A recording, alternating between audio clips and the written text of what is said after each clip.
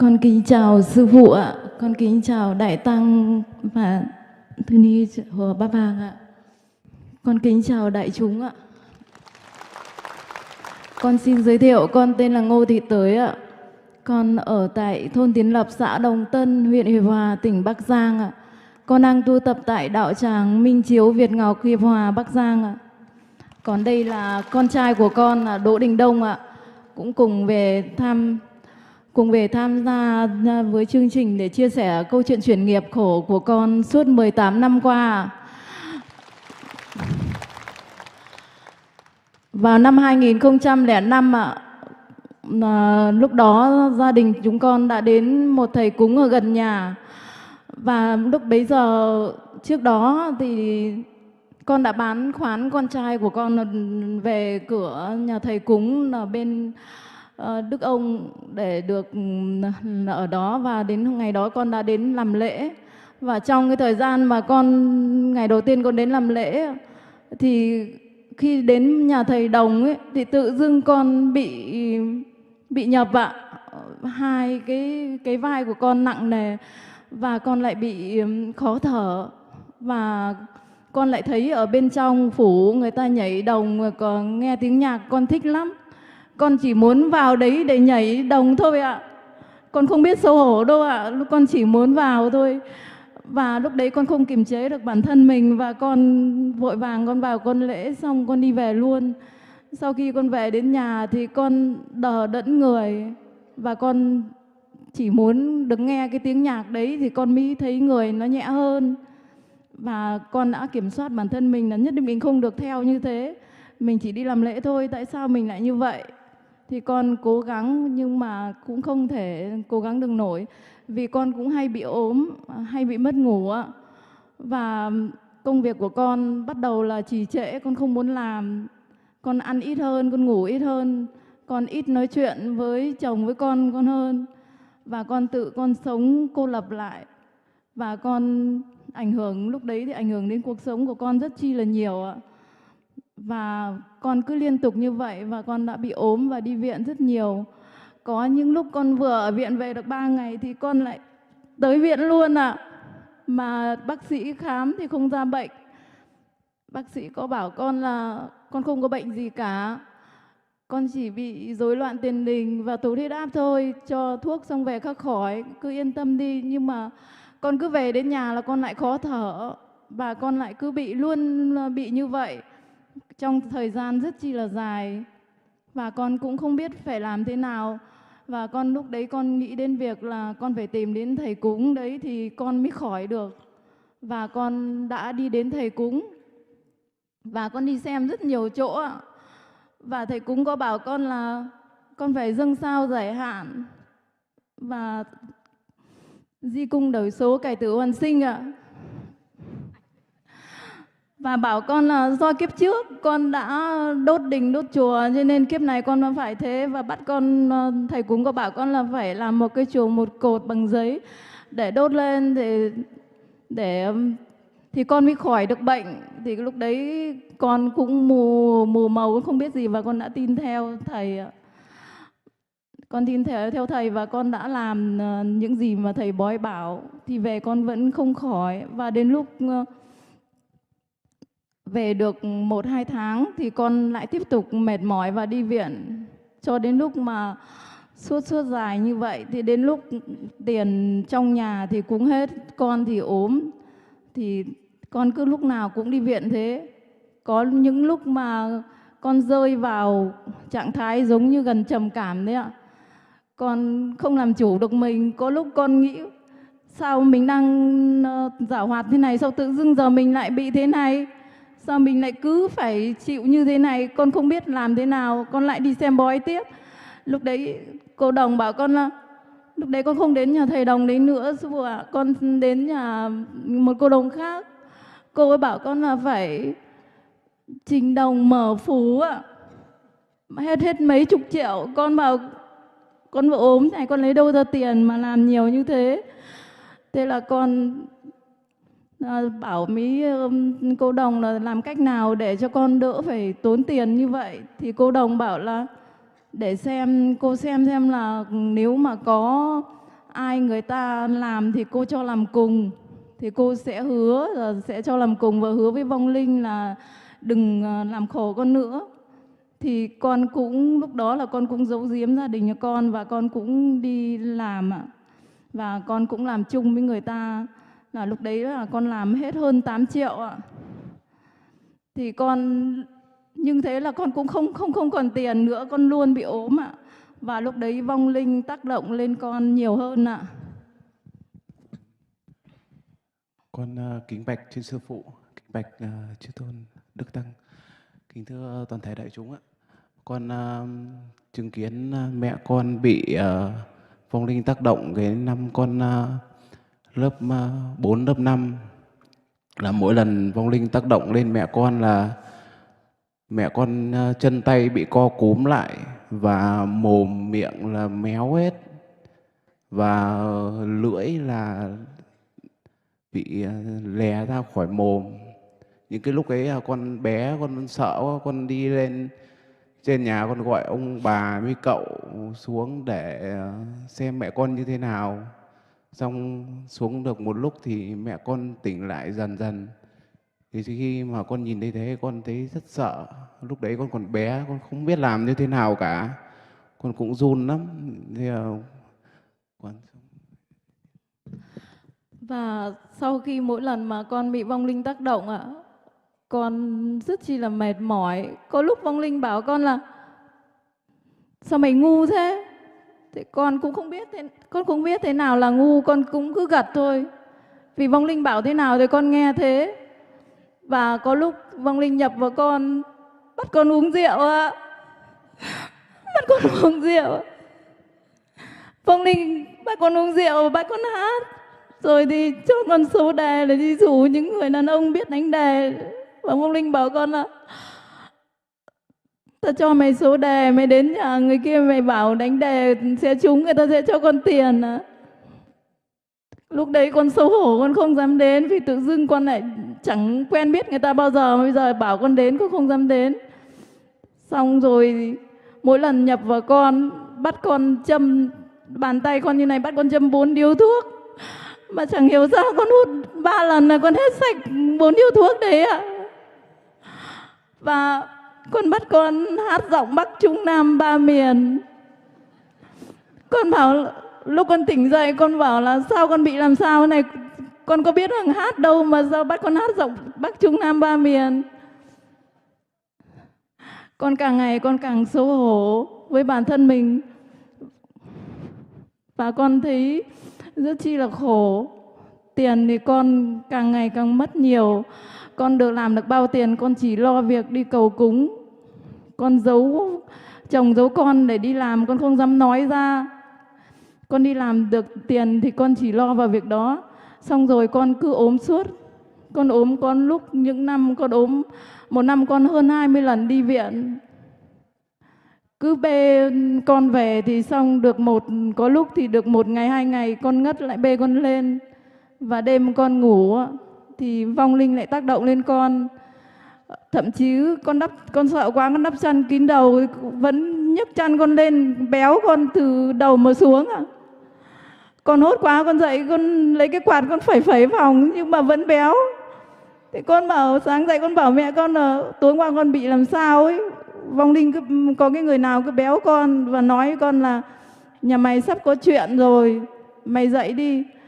Thế thì con cũng nói với mẹ con như vậy. Và đến những cái câu chuyện mà trong gia đình nhà con mà sắp xảy ra thì vong linh cũng là người nói cho con biết ạ.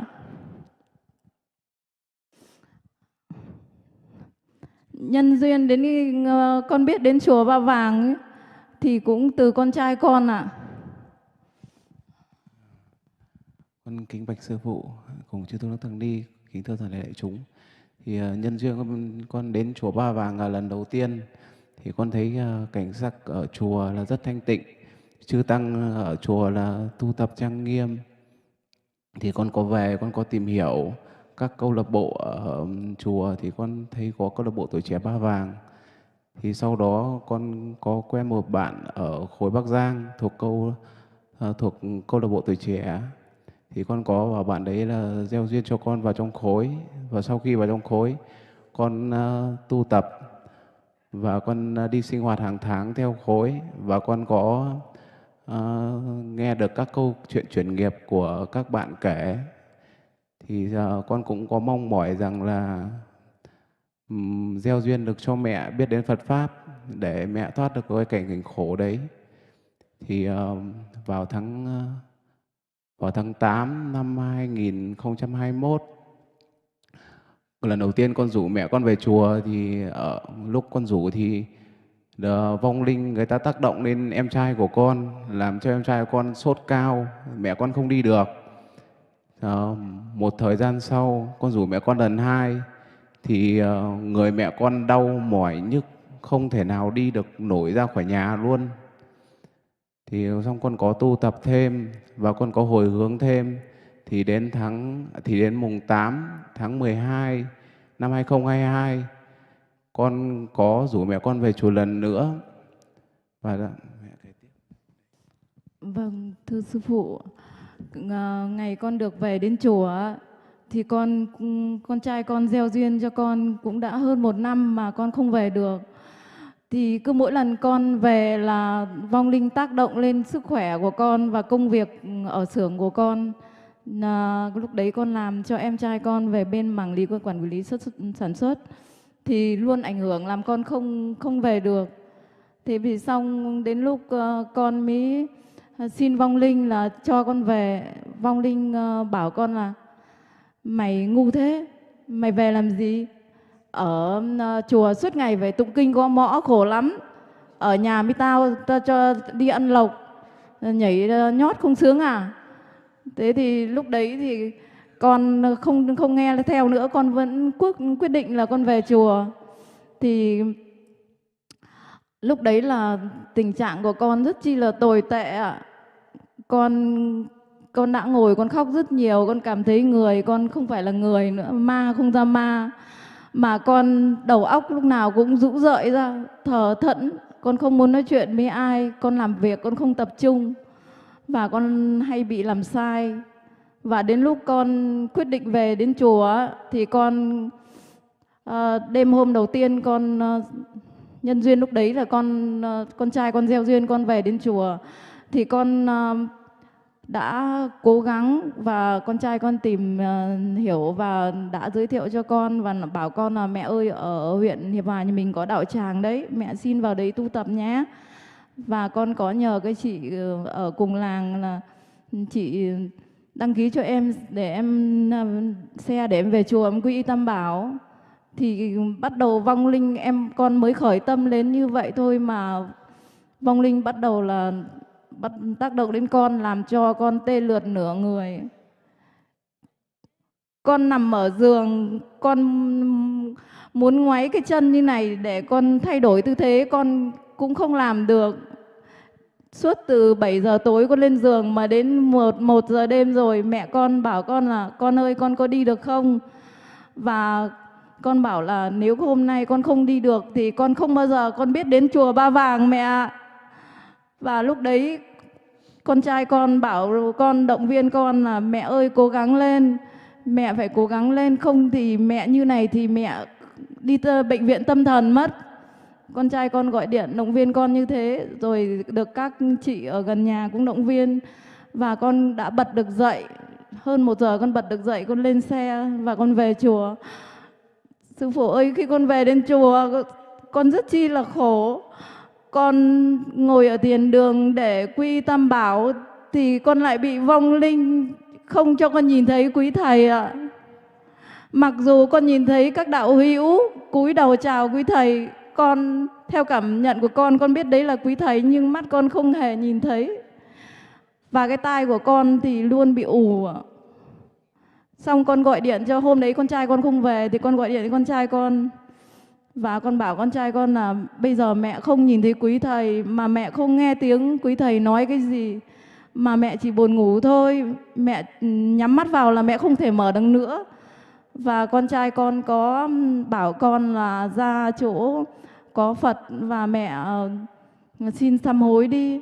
Thì con ra đến nơi thì con quên hết sạch ạ.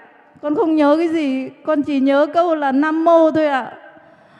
Cũng giống như lúc trước mà con quên, con chưa nói lúc con về chùa là con trai con có dạy con nói câu Nam Mô Phật Bổn Sư Thích Ca Mâu Ni, và dạy con đến 15 lần mà con vẫn không thuộc được.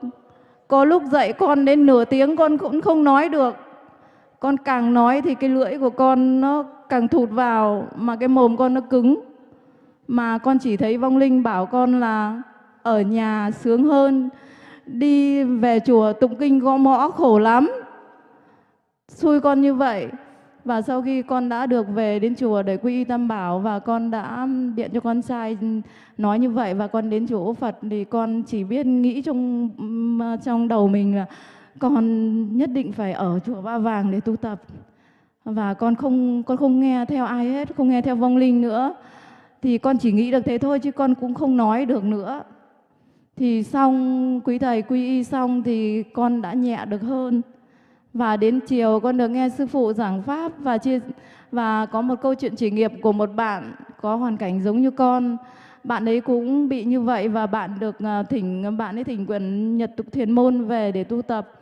Thì con cũng bắt chước bạn đấy, con vào chánh diện con thỉnh quyển Nhật Tục về Thiền Môn về con tu tập. Và con được sự hướng dẫn từ con trai con, và ngay cái Tết 2023 là con đã đỡ, con không còn vong linh nhập như mọi Tết nữa, mọi năm nữa.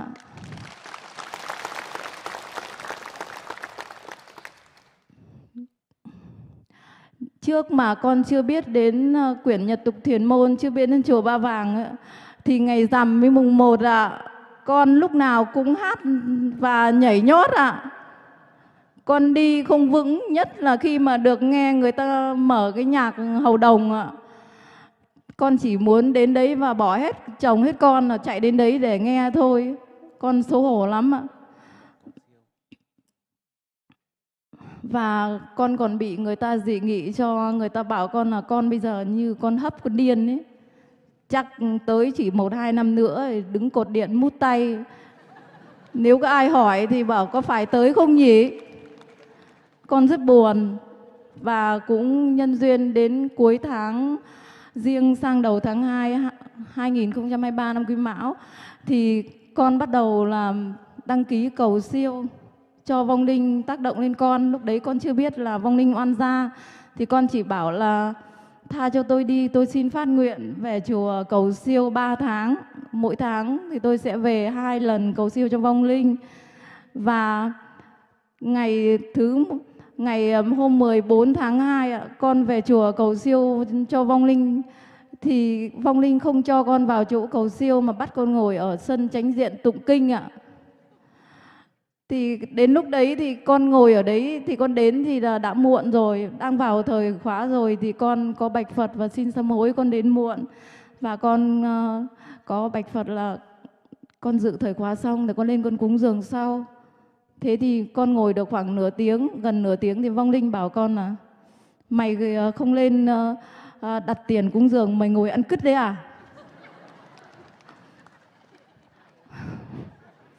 Thế thì con lại bảo với vong linh là bây giờ không lên là mất chỗ. Thế vong linh lại bảo con là mày cứ lên đi, tí không có chỗ cho mày ngồi. Thế thì đúng thật là con đi lên, con cúng dường xong con xuống thì có một bác Phật tử, bác gọi con là ra đây bác cho ghế mà ngồi. Thế thì xong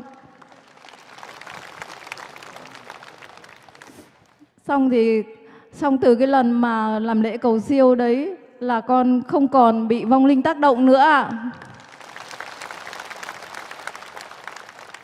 Cuộc sống của con đã trở lại như trước Con đã làm, con không bị sai nữa, và con nói chuyện cũng được lưu loát. Và dần dần con đã ổn định, cuộc sống con trở lại được như trước và không còn bị vong linh tác động nữa Tất cả con bị 18 năm Vâng, và gia đình con đã biết đến Phật Pháp và con trai con đã gieo duyên đến cho con. Và đặc biệt là từ khi con biết đến Phật Pháp, gia đình nhà con đã thay đổi rất nhiều. Và bố mẹ con và cả nhà chúng con đã biết đến chùa và được quy y Tam Bảo. Gia đình nhà con bây giờ đều là Phật tử ạ. Đặc biệt là em bé của con được 3 tuổi ạ, rất thích nghe sư phụ giảng pháp ạ. Mặc dù con của con mới có 3 tuổi thôi, nhưng mà khi mà được nghe sư phụ giảng pháp thì em bé thấy các cô bác Phật tử vỗ tay thì con cũng vỗ tay theo ạ. Và vào thời khóa thì bé cũng lễ theo mẹ. Và đặc biệt là khi con tu tập an cư kết hạ thì em bé cũng ngồi thiền cùng với mẹ ạ. Và con của con có cái nét là đi học về được phiếu bé ngoan thì toàn mang để ba lô của mẹ thôi ạ. Thì con có hỏi là sao cò lại để phiếu bé ngoan ở ba lô của mẹ, thì em bé nói là cò để đấy để hôm nào mẹ cho cò về để cò tặng phiếu bé ngoan sư phụ ạ.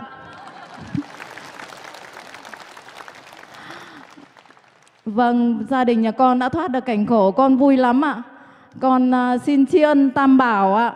Con xin sư phụ cùng chư tôn Đức Tăng Ni ạ, chùa Ba Vàng ạ.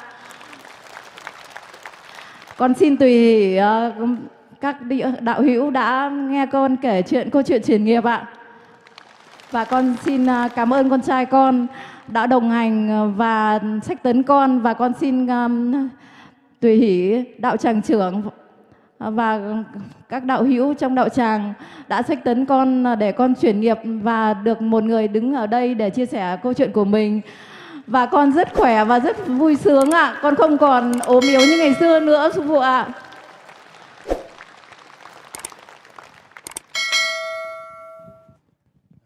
Kính bạch trên sư phụ cùng chư tôn đức tăng, kính thưa toàn thể đại chúng.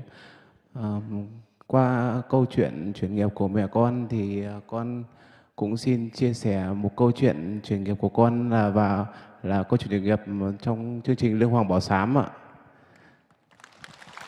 Là con xin chia sẻ ngắn thôi ạ.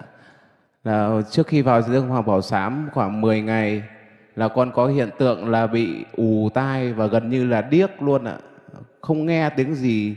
Khi người ta đứng cách xa con khoảng 3 gang tay thôi là con không nghe tiếng gì luôn. Điếc, gần như là điếc. Thì giờ con tu tập ở nhà 7 ngày thì có cái nước tai nó cứ rỉ ra thì là nghe nó đỡ hơn. Thì khi về chùa con tu tập Lương Hoàng Bảo Sám tu hết một quyển thì cái tai của con dần dần nó thông thoáng lại. Và khi con tu sang một nửa quyển nữa thì tai của con hoàn toàn hết khỏi cái hiện tượng đấy. Đến bây giờ là tai con bình thường luôn ạ. Con xin tri ân Tam Bảo, tri ân sư phụ cùng đại tăng, cùng sư đi. Con xin tùy hỷ các đạo hữu ạ.